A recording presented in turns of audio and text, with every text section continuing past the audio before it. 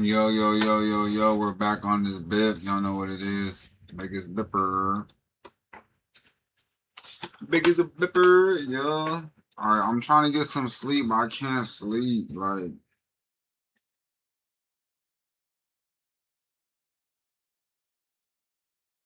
I can't sleep, though.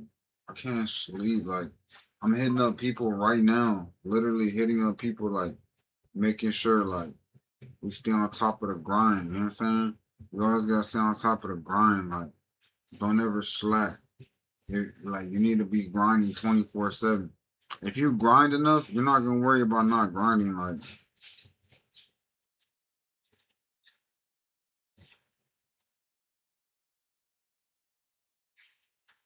always hustling, man. Always hustling. Always hustling. Like it's no joke.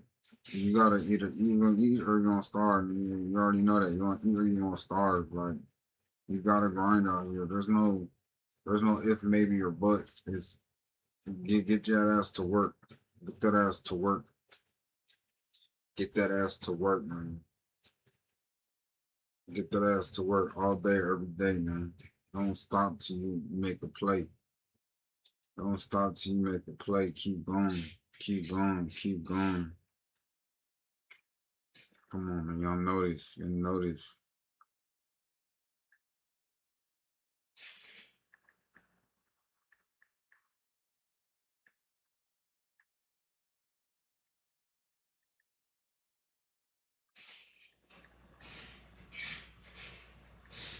Come on, man. No stopping on it. We gotta keep grinding. Like keep on grinding. Keep on grinding. Keep on grinding. Keep on grinding. So I'm gonna hit. So I'm gonna hit. Like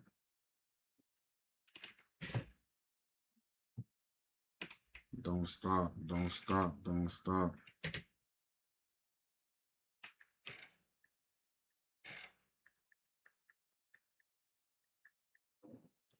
I'm telling you, like this ain't no joke.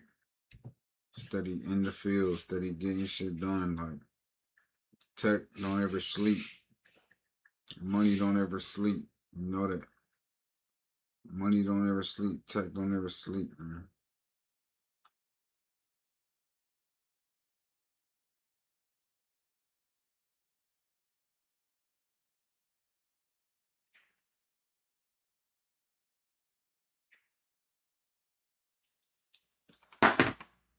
Come on.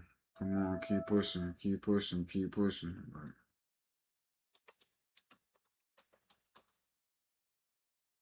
dang. Come on. Know that.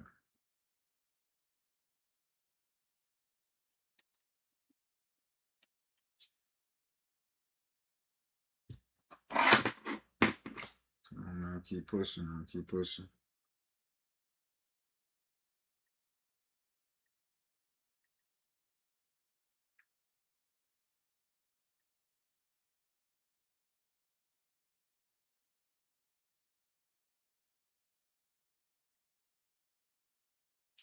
Keep pushing, man. Keep making some shit happen. Like whatever you gotta do, do it. Like get to that bag.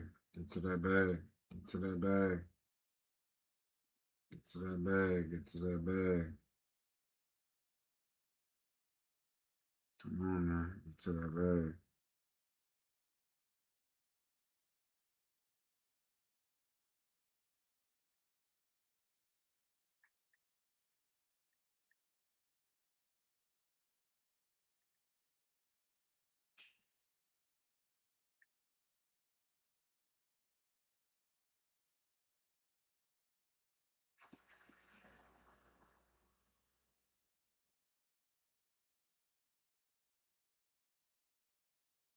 Get to that bag, man. Come on. Let's go.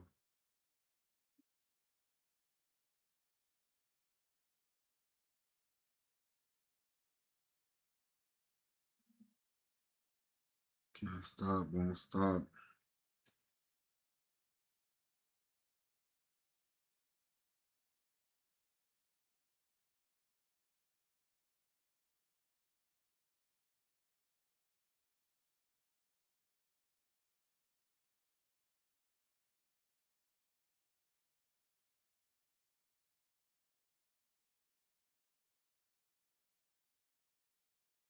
Can't stop, won't stop.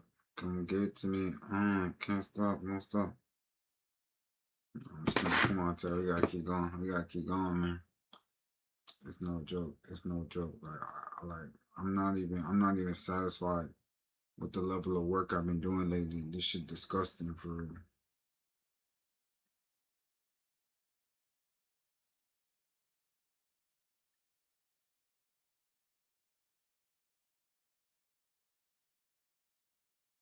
Really, you think about it, like I've really been faking. I've really been faking, like, oh, all up here, oh, everything's good, oh, I'm making money, oh, everything's okay. No, you don't hit your certain numbers, you ain't paying your rent. You know that. When you work for yourself and you do this on your own, you're gonna eat or starve, man. This shit's not for the light. This ain't for the weak. This ain't for the weak at all.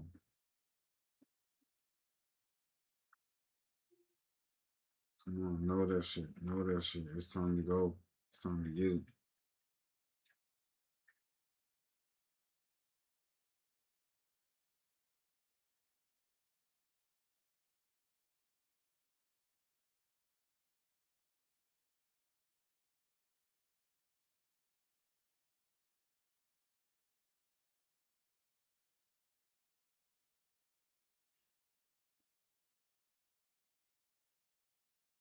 Keep grinding, keep grinding, keep grinding, keep grinding,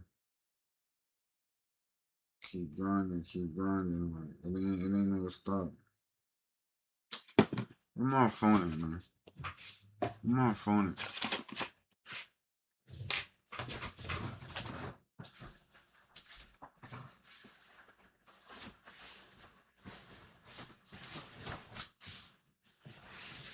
Come on, man. Stop playing, man.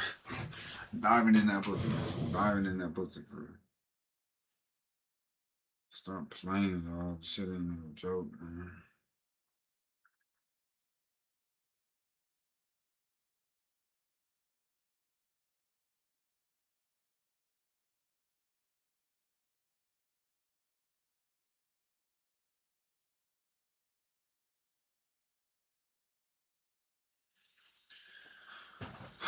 Shit ain't no joke, man. Steady pulling shit out the ass. Come on.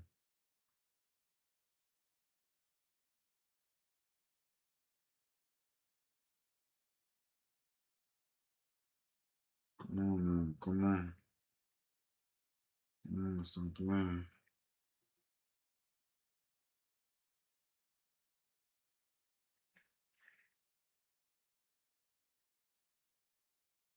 Man. Stop the cap, man. Come on. We steady grinding, bro.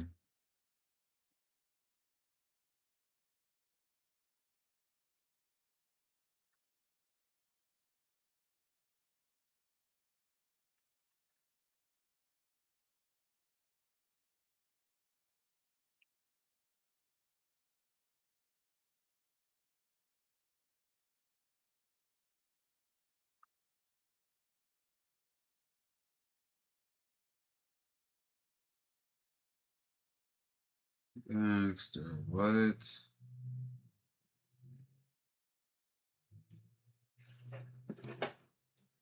That's how it is, sir. You don't take advantage of opportunities, gonna get gone.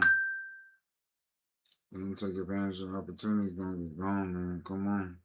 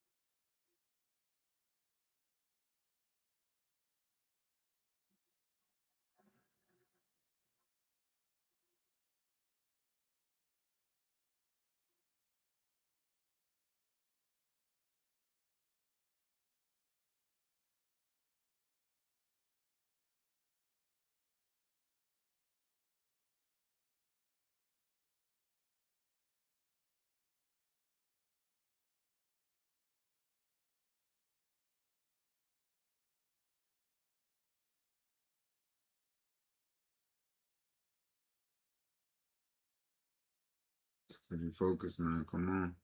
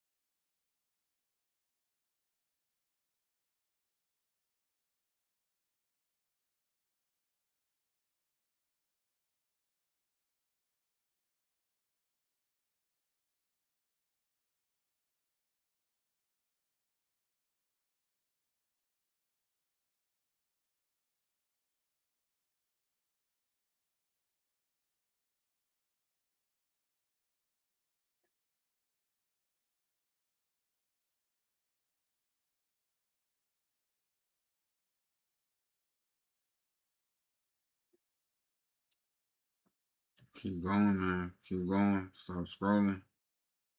Stop scrolling. Get that ass to work. Instead of scrolling on Facebook or TikTok, man, get that ass to work.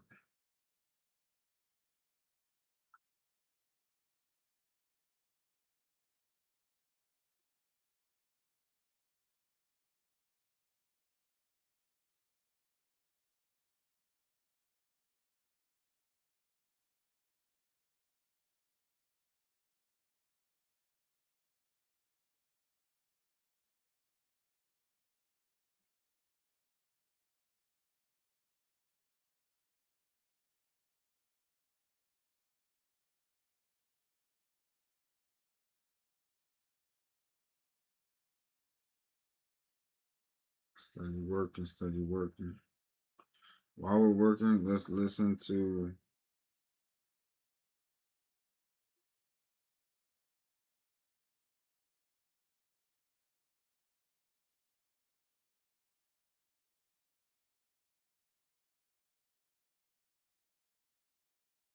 some Bitcoin. Let's learn on some Bitcoin for real. Come on. Come on. Let's listen to some Bitcoin, man. Come on. We're gonna get to it. We're not giving up. We're going all the way in. We not, and we gotta. It's a different time that we live in. It ain't the 90s like your motherfucking mama had it. It ain't the 80s. It ain't the 2000s. It ain't the 2010s. No, it's 2025 beyond. Dang. We gotta hustle like never before. You gotta be hungry out here. You gotta be ready to get, man. I'm telling you on everything I love, man. It's what the fuck I do. I keep continuous, man. We keep growing. We keep rolling. We keep scrolling, man. Let's put on some fucking, some real shit right now. Some real shit right now. Coin Bureau. You know that.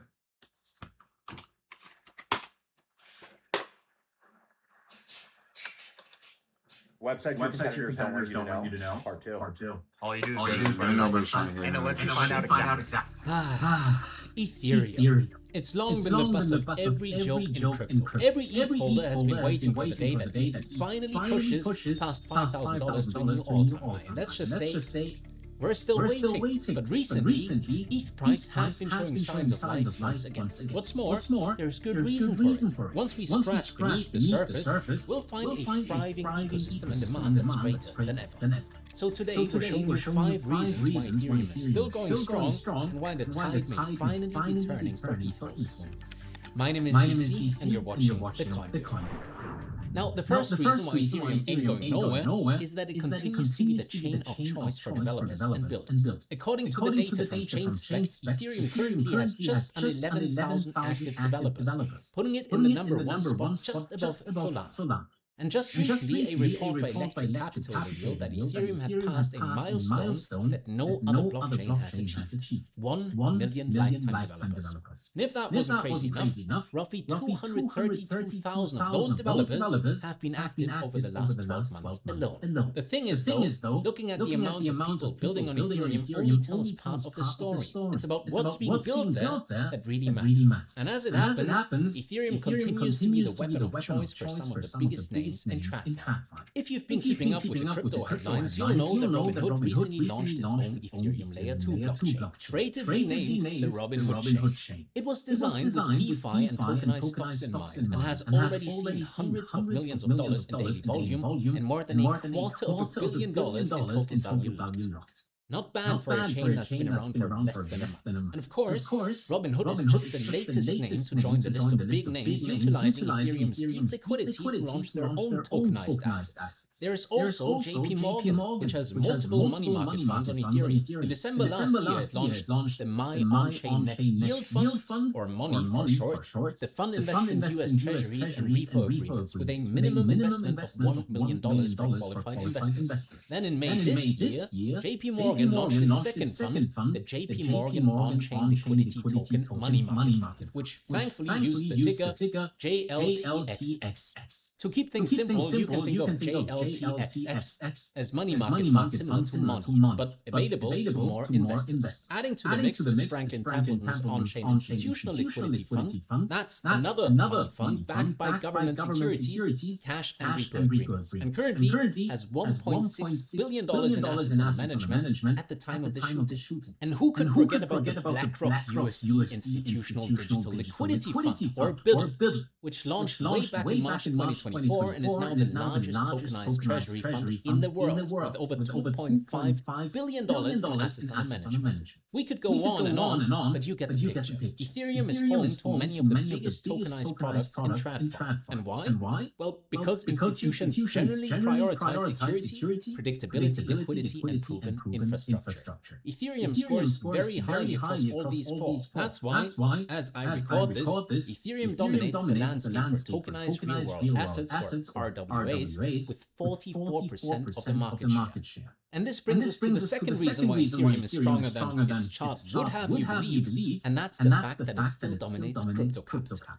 Not only does Ethereum dominate tokenized RWAs, but it's also home to just under 50% of the $300 billion plus stablecoin market. And this is a much bigger deal than you might think, because stablecoins are the de facto cash of crypto. They're important for all kinds of use cases, like trading, lending, payments, collateral, and even treasury management. The fact that billions of dollars in stablecoins live on Ethereum despite there being cheap alternatives out there shouldn't be taken for granted.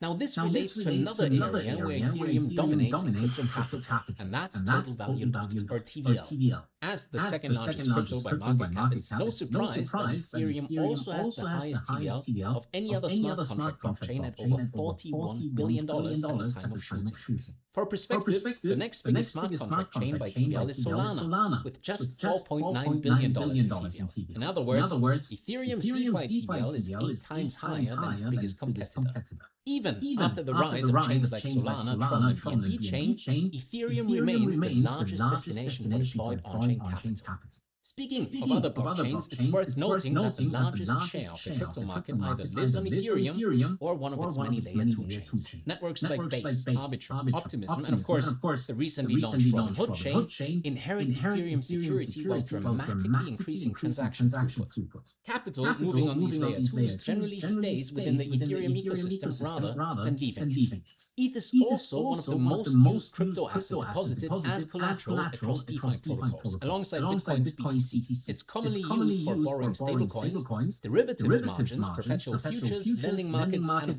course, staking. BTC is arguably ETH's biggest rival when it comes to collateral quality, but ETH naturally plays a much larger role in DeFi due to its smart contract functionality. In any case, these factors collectively create a powerful flywheel that reinforces Ethereum's network effects. More capital attracts more developers build more applications attract more users deeper liquidity draws in institutions, which add further capital. And over the long run, this self-reinforcing loop makes it difficult for rivals to compete. But of course, that doesn't mean other crypto projects can't compete. Over the years, we've seen plenty of crypto projects launched with faster speeds and lower costs, all aiming to be the next Ethereum killer. Many of these perform well, but unless you're glued to a screen 16 hours a day like we are, it can be tough to keep up. That's why we built the Coin Bureau Club Lite Plan right here on YouTube. Sign up and you'll get daily updates across both crypto and TradFi. Our research teams take take on the best opportunities and curated insights with only the bits that truly matter. All for just $10 a month. Just tap the join button below this video to get started.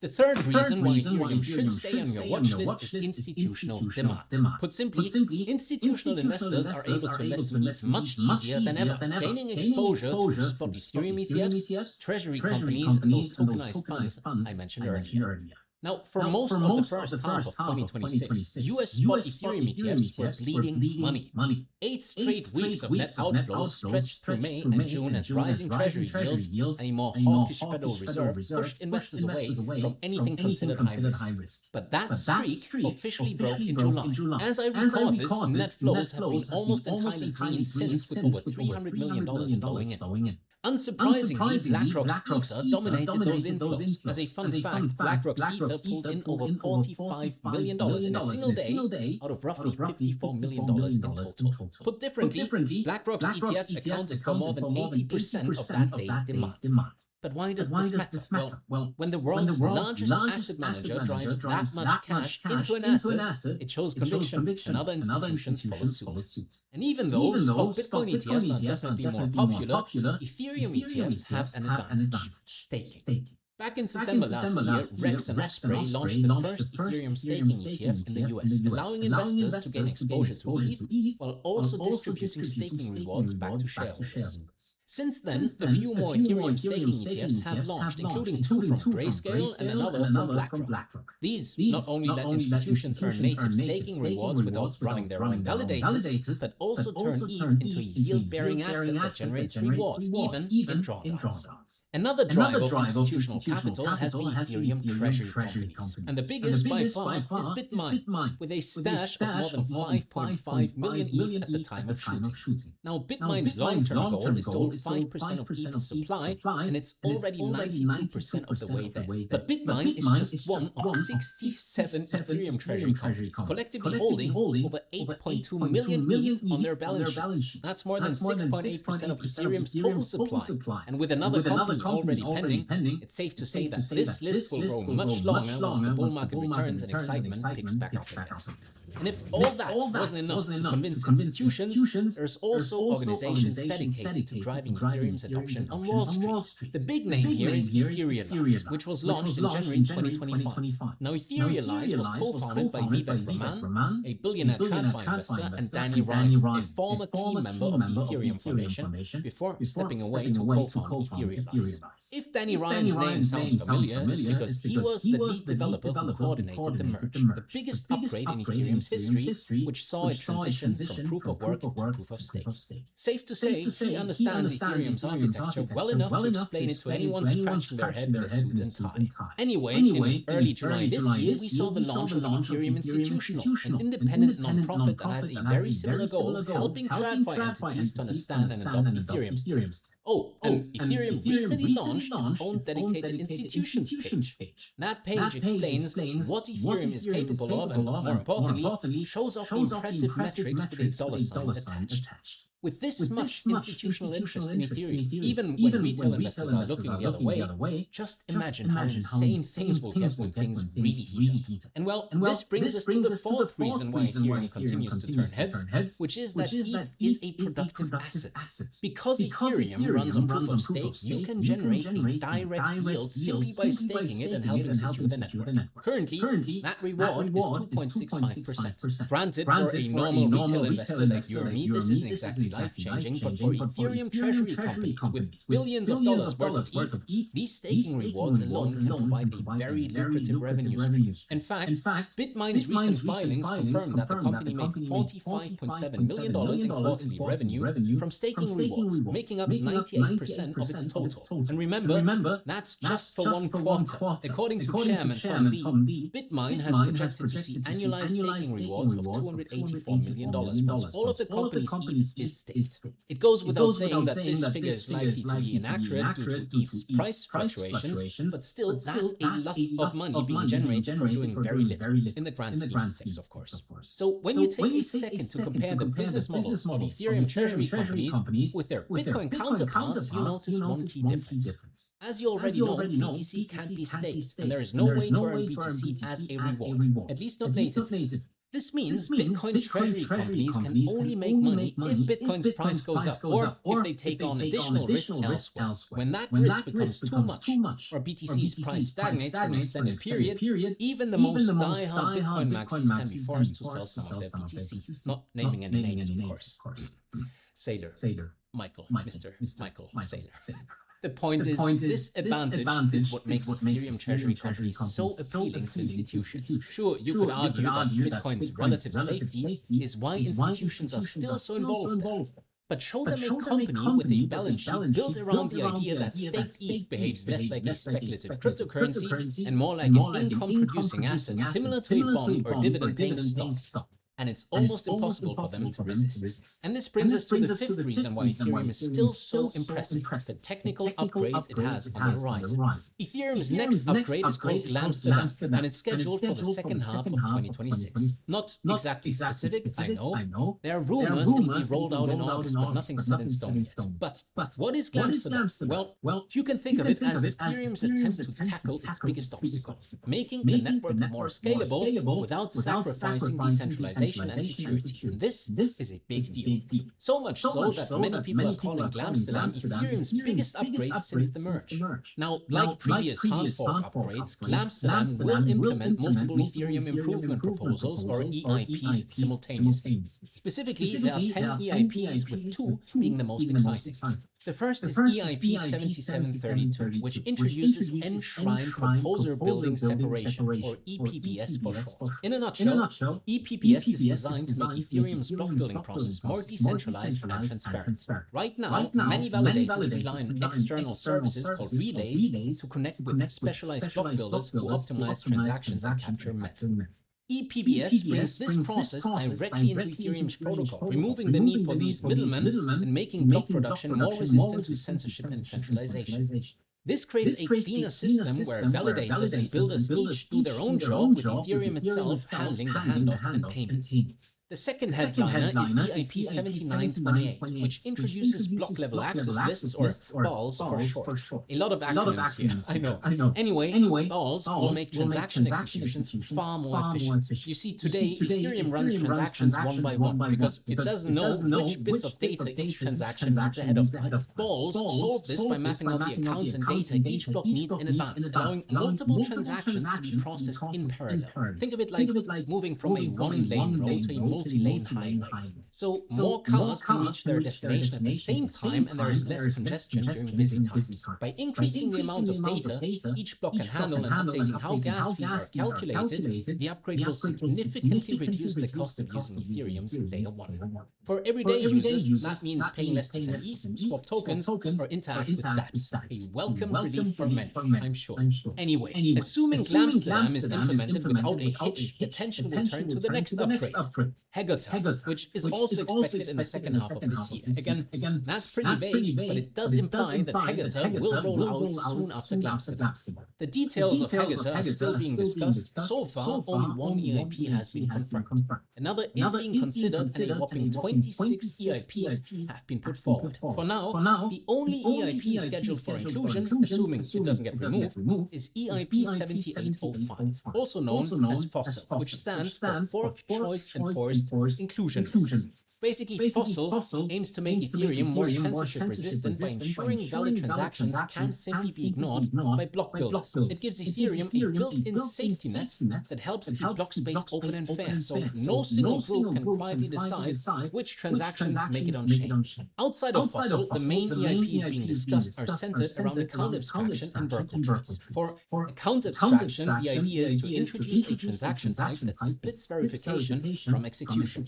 So this would enable flexible transaction signing, batch operations, the ability to pay transaction fees in stablecoins, and more. Merkle trees are a bit more complicated, but they're designed to make the network far more efficient. They replace the current Merkle Patricia trees with a new data structure, allowing validators to prove large amounts of data using much smaller cryptographic proofs. In practice, this means nodes need to store less data, blocks become more efficient to verify, and running a validator becomes much less demanding. Over time, Merkle trees make Ethereum more scalable and decentralized by lowering the hardware requirements needed to participate. Okay, I know that was a lot to digest, but the key takeaway is that these upgrades will scale Ethereum at the base layer. This means cheaper, faster transactions, all without sacrificing the decentralization and security that makes institutions comfortable parking billions and billions of dollars on the network in the first place. Alright, after all that, I know what you're thinking. What does this mean for Ethereum's price? Well, as I record this, ETH has spent the last 3 weeks moving up and to the right, pumping by around 23% along the way. The main question is just how high can it keep climbing? So perhaps a better way to measure ETH's potential is to compare it against its BTC pair. Now, for most of 2026, ETH has been in a brutal downtrend against Bitcoin. The ETH-BTC ratio fell to roughly 0.25 in early June, down more than 40% from its August 2025 peak. That underperformance is exactly why so many traders have written ETH off already. Since early June, though, ETH has been climbing against BTC, moving up and to the right for over 40 days at the time of shooting. Now, this suggests that the rotation out of BTC and into ETH could be underway, which is a very promising sign. It gets even more promising, though, when you slap on the 200-day moving average.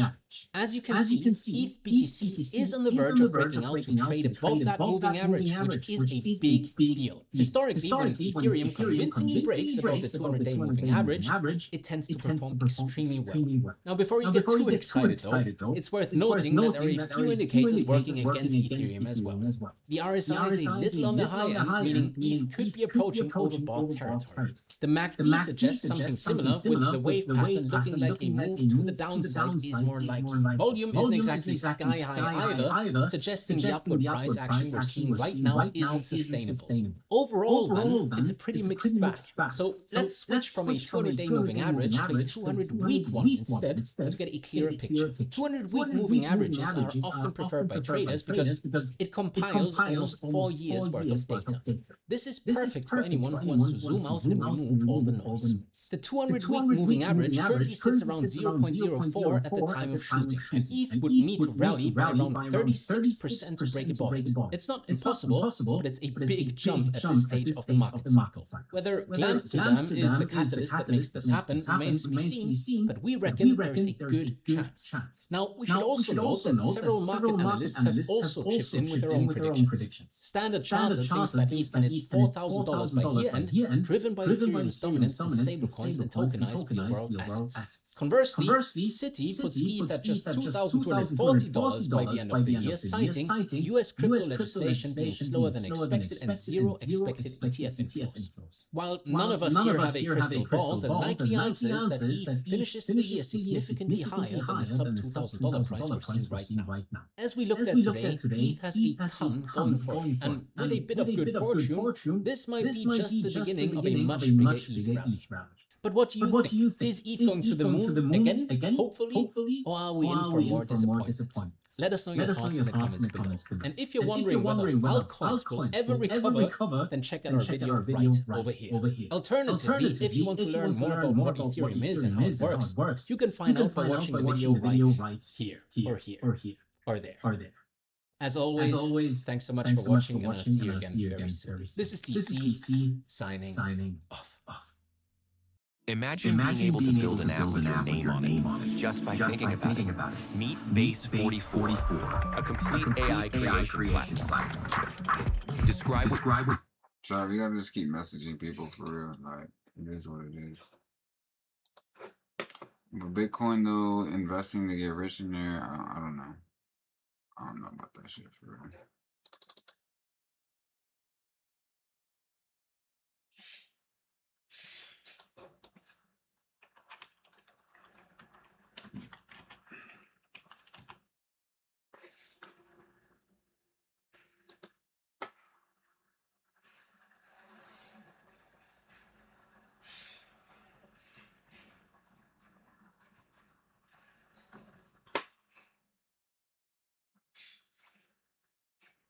What is a crypto wallet? How do they work? What the heck are public keys, private keys, wallet addresses, seed phrases, secret phrases, blockchain, on-chain, off-chain, gas fees, transaction fees, different networks like Bitcoin versus Ethereum versus Solana? Yeah, crypto is riddled with confusing jargon for newcomers, which is a great sign that we are early adopters of revolutionary tech with insane upside potential. And lucky for you, by the end of this video, you will absolutely experience that aha, eureka moment and finally feel comfortable enough investing in, setting up, and using your very own cryptocurrency wallets. Because as scary and daunting as it sounds to choose a crypto wallet, set up a crypto wallet, and transfer crypto from exchanges to your very own crypto wallet, it's actually super simple and easy. Hello, I'm Crypto Casey, and this is the ultimate beginner's guide on how cryptocurrency wallets work, different types of cryptocurrency wallets, and why it's so important to have our very own cryptocurrency hardware wallets to completely own, control, and secure our Bitcoin, crypto, and digital assets to take full advantage of what crypto markets have to offer and maximize our success in the space. Let's hit it. What is a cryptocurrency wallet? When we hear the word wallet, we immediately think of the pocket or purse accessories that hold our cash, IDs, credit, and debit cards. So, a common misconception is that our cryptocurrencies are stored inside our crypto wallets, like how our physical cash or cards are stored in our physical wallets. However, in reality, our cryptocurrencies are stored on databases that crypto wallets access and give us permission to manage our crypto, similar to how our online bank accounts work. So it's actually more of a familiar concept than many people think because we deal with it almost on an everyday basis. Check it out. You know how we can use any cell phone, tablet, or computer to log into our bank account using our banking login credentials to manage our funds? That's because our bank account is on a database that can be accessed by any cell phone, tablet, or computer, not actually on a specific device we use to access our bank account. Other examples include how with any cell phone, tablet, computer, or smart TV, we can access our media from our Spotify or Netflix accounts using our Spotify or Netflix account login credentials. Because again, the media is on a database that we can access using devices. So think of crypto wallets as ways to access and manage your crypto because the crypto is on a database that wallets access. Simple enough, right? Cool. Now to log into our bank accounts or Spotify or Netflix accounts, we use login credentials, or username and password. So with crypto wallets, instead of the words username, password, we use different words, where some of them mean the same thing. For example, instead of usernames, with crypto wallets, usernames would be called public keys, public addresses, or simply wallet addresses. And the best way to understand how public keys, public addresses, or wallet addresses work is to think of them like our Venmo or Cash App username, where anyone in the world with our Venmo or Cash App usernames can send us money without having access to our accounts. So public wallet addresses can only be used to receive crypto, not manage or access our crypto. Nice.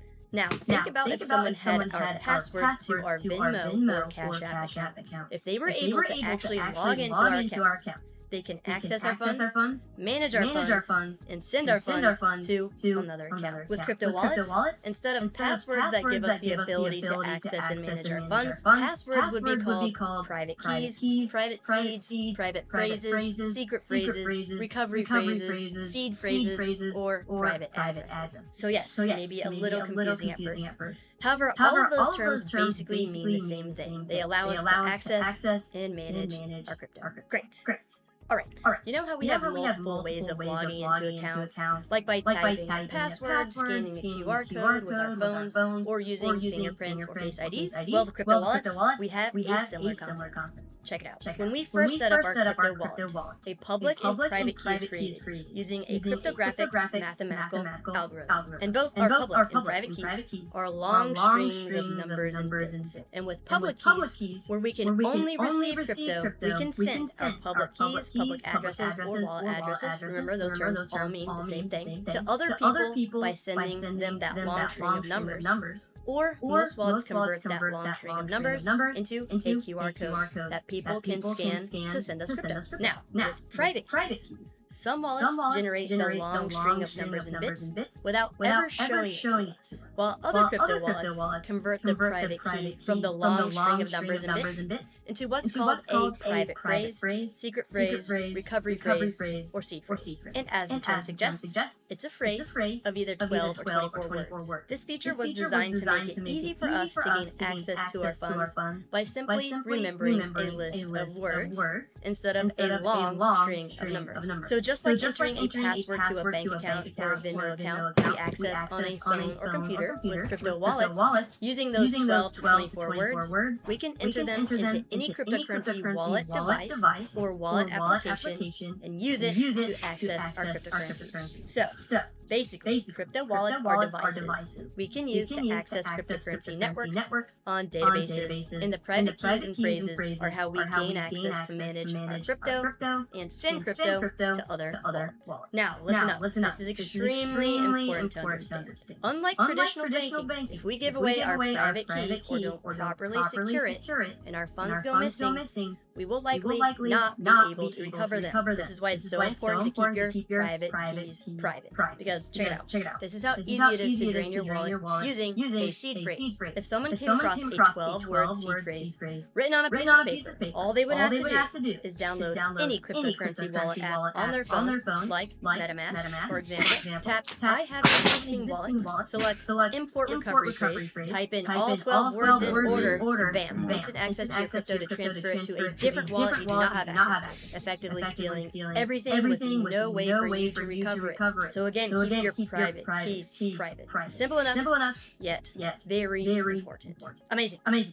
So let's talk about how cryptocurrency networks and the databases they run on so we can understand how using crypto wallets allows us to truly, completely own and control digital assets like Bitcoin and crypto. Cryptocurrency networks and databases are known as blockchain, and blockchain describes the technological foundation of the cryptocurrency networks and databases. What is blockchain? Blockchain is just a fancy term that describes a running ledger transaction. So, as transactions occur on a cryptocurrency network, they are batched into blocks. So blocks of transaction data, and then recorded on the database. And each block that is recorded is linked to the previous block, similar to a chain. Hence the word blockchain. And blockchains in certain cryptocurrency networks like Bitcoin and Ethereum have three qualities that make them unique from other databases and networks. One, the recorded transaction data is transparent in that anyone around the world at any time can see the data. Two, the data is recorded in such a way that is immutable, meaning that the data cannot be changed, forged, or altered. And three, the network is decentralized, in that the data is stored on multiple computers all around the world, which means no one person, corporation, government, authority, or entity controls it, and the network cannot be taken down, stopped, frozen, or changed. Blockchains literally run off algorithms, mathematics, computer science, and code, the same principles that govern the very fabric of the universe. Pretty neat stuff. Now, certain cryptocurrencies have their very own blockchain network. For example, Bitcoin uses a different blockchain network than Ethereum. So when sending and receiving cryptocurrencies, we need to make sure we are using the correct network that supports that particular crypto. Because we can only send and receive Bitcoin to and from Bitcoin addresses, and we can only send and receive Ether to and from Ethereum addresses. Same goes for Solana. And the simplest way to understand why Bitcoin addresses only work with Bitcoin, Ether only works on Ethereum, Solana only works on Solana, and similar is to think of them like software applications on Mac versus PC versus Linux, or like Apple versus Android. Basically, they are just different tech foundations using different code, which is why Apple apps can't be installed on and used on Android devices, because there has to be an Android version of that app to be supported on Android. And some cryptocurrencies use just one blockchain network, like Ethereum versus Solana, while other cryptocurrencies like USDT or Tether are available on multiple networks like Ethereum and Solana and Tron and Chain, etc. And an easy way to figure out which cryptocurrencies use which blockchain is by going to a free website called CoinGecko.com, searching for a specific cryptocurrency, scrolling down to this block of information on the left-hand side, and looking at the chain option. Sweet.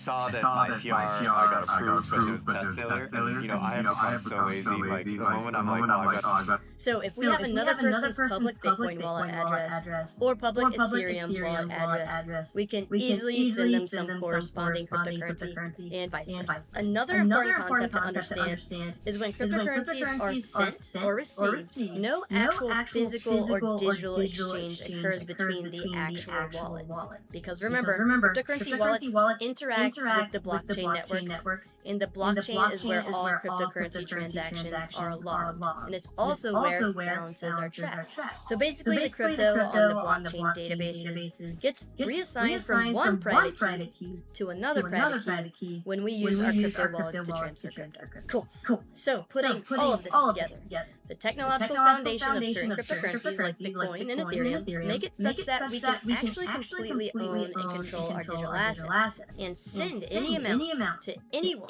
anywhere around the world at any time without the need for third parties that can seize or freeze our accounts. Now, this is not the case when we keep cryptocurrencies on exchanges because we don't actually have control of the private keys. The exchanges. And here are four important facts we need to understand about keeping our cryptocurrencies on exchanges. 1. Exchanges are online, therefore vulnerable to hacks. And cryptocurrency exchanges are huge targets for hackers, since obviously there's a ton of potential crypto that can be stolen. While with any crypto wallet we manage on our own, the hacker has no idea how much potential funds there are to steal. So crypto exchanges are a guaranteed gold mine of sorts. 2.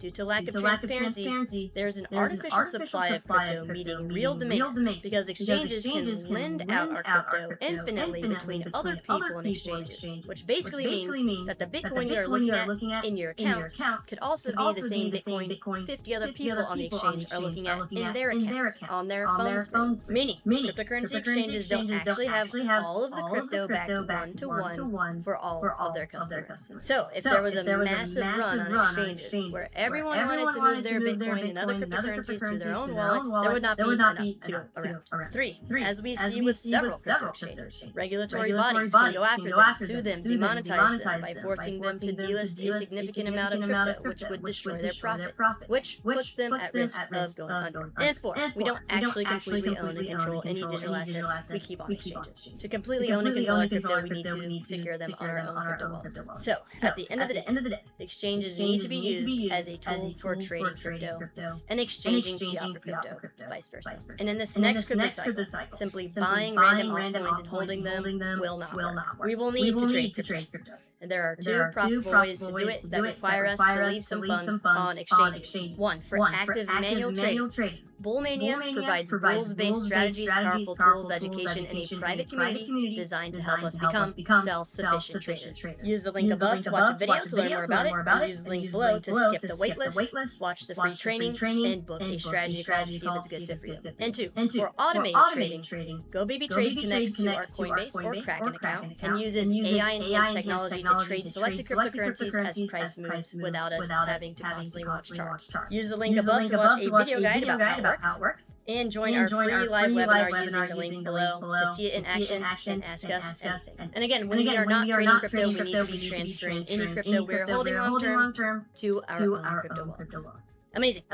Now let's talk about different types of cryptocurrency wallets. There are many different types of cryptocurrency wallets to choose from, and each of them have their pros and cons. And there are two main categories of crypto wallets, hot and cold. A hot wallet creates and stores our private and public keys online, while cold wallets create and store our private and public keys offline. Some examples of hot wallets include desktop or mobile app software like MetaMask, Phantom, and Trust Wallet. And these wallets operate on our computers and cell phones, which are connected to the internet. So when we set up these wallets, our private key is generated on a hot device, which just means it's connected to the internet, which could be more vulnerable to being compromised, especially with AI, malware, and scamming tactics becoming more sophisticated. So the safest, most ideal way to store a significant amount of cryptocurrency for long term is with cold wallets. Cold wallets are also known as hardware wallets. And hardware wallets are designed to safely create and store our private keys offline. So when sending, receiving, or managing crypto, we will need to use the hardware device and go through more security steps, which makes our funds less vulnerable to theft. By creating and storing private keys offline with our hardware wallets, our funds are safer from hackers and other potential security issues that can affect hot software wallets. So, storing our cryptocurrency on a hardware wallet is the safest, most secure way to completely own and control our funds over the long term. And there are two extremely important things to know about buying a cryptocurrency hardware wallet. First, only buy hardware wallets from the real manufacturer. Do not buy used hardware wallets, and do not buy from other companies or individuals. This is because hackers may buy a hardware wallet, tamper with it, and try to resell the hacked device to steal your funds. And two, as with all crypto-related activities, make sure you are double and triple checking the URLs you're accessing to buy the hardware wallet. Because there are a ton of phishing scams online that set up fake websites pretending to be the real website you intend to access. And if you access a fake website, you may lose your funds or receive a hacked wallet. So when buying a crypto hardware wallet, using the links below, you will access the correct and official site and receive special discounts exclusive for our crypto fam, all while supporting the channel. And another important thing is we all need to own and use more than one crypto hardware wallet to diversify risk. Think of it the same way as keeping less than $250,000 per bank account to stay under the FDIC insurance limit. We should not keep all of our eggs in one basket, so we need to diversify risk to truly secure our digital assets and protect our growing wealth over the long term by using several different wallets so we don't experience a total loss if something happened to one or the other. Alright, now let's explore the best hardware crypto wallet for beginners that is extremely easy to use and super affordable. Tangent Wallet. Tangent Wallet is a set of 3 cards that work just like having a set of 3 house keys that function as backups. It is by far the easiest crypto hardware wallet to set up and use. It only takes like 60 seconds to set up, and they offer the first ever wearable crypto wallet. The sleek, stylish Tangent Ring. It is so discreet, no one would ever know what it actually is. And with just a tap of a card or ring to our phone, we can do anything and everything in crypto. Buy, sell, swap, stake, use DeFi, and we can actually use our crypto in our everyday lives with their Tangent Pay feature. Anywhere in the world, Visa is accepted. And check it out, when Tangent Wallet creates our private key, it is never exposed to anyone ever. Unlike most wallets that show us a 12 or 24-word secret phrase, which, if we do not secure, can be used to access and steal all of our funds. So, if someone found one of your Tangent cards and downloaded the Tangent app, they would need to know the access code you created when setting up the wallet. So, with just the card and just the Tangent app, no one would be able to steal your funds. Awesome. Now that you've taken the first step towards completely owning and controlling your crypto, by taking the time to learn about how crypto wallets work, let's take the next few steps of your crypto journey together. If you would like to learn how to set up and use a Tangent Wallet to transfer your crypto step by step off of exchanges, check out this video. If you would like to learn about Tangent Wallet's latest new features and how they work, check out this video. And to get your very own Tangent Wallet at a nice discount, click on the link on the screen. Like and subscribe for more. Be safe out there. As an owner of one of Goggins goggle glasses, I know how to make slick-looking goggle/glasses. But I have no idea how to make slick social media style stuff to sell it. But GoDaddy Hero uses AI not only to create social content out of thin air, it can build a whole social media calendar just for my business. So all I had to do was upload a video of me and my pretty face, and voila. Goggins goggle glasses are great gifts for all guys and gals. Stress ain't up 10 times fast. Look like you know what you're doing at GoDaddy.com.